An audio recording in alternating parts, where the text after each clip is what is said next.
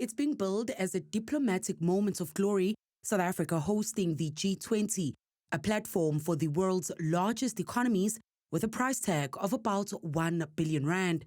But with the final group photo scheduled for December 1st, the real question is, will South Africans see the returns, or is it just another expensive selfie with global leaders?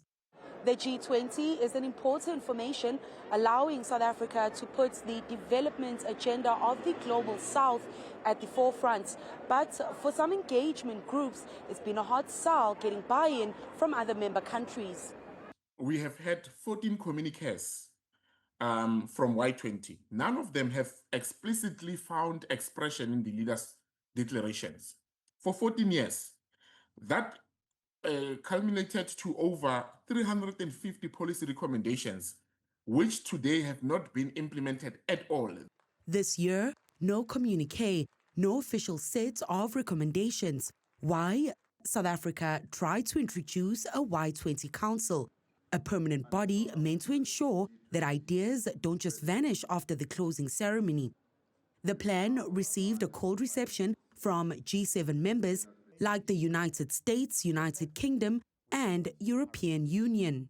We're saying we're tired of a talk show. We want a structure that will be accountable to young people in the G20 member states.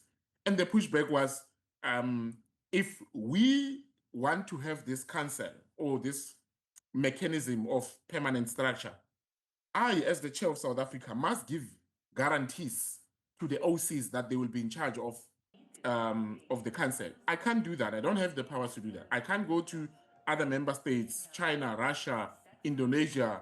It was very disappointing for Turkey and Saudi to side with the global north, in particular the G7 on this case.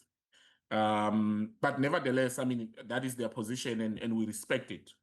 As the calendar with 130 meetings starts to wrap ahead of the main act, the G20 Summit in Johannesburg, the question remains, will South Africa see a return on its investment?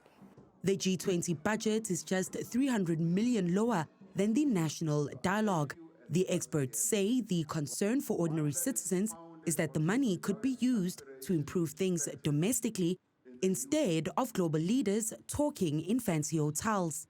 If you look at some of the spending on things like SOEs, if you look at some of the salaries in cabinets, that kind of thing, you can ask questions about reprioritization of spending. It's not like there isn't money available, but then again, as you also highlighted on the national dialogue, then one asks, when there is costs to these kinds of things, is one prioritizing truly where one should, given the issues that South Africans face? With South Africa forecast to continue to experience sluggish growth in the medium term, adds to the frustration. It would, of course, help if the economy was growing at more than 1%, then we have more tax collection, and we have more economic activity for very many things. With just 2.5 months until Johannesburg hosts leaders from the biggest global economies, will that foreign currency trickle down to benefit average South Africans, or will it remain in Sandton? For Newzroom Afrika on Channel 405, I'm Ntokozo Khumalo in Pretoria.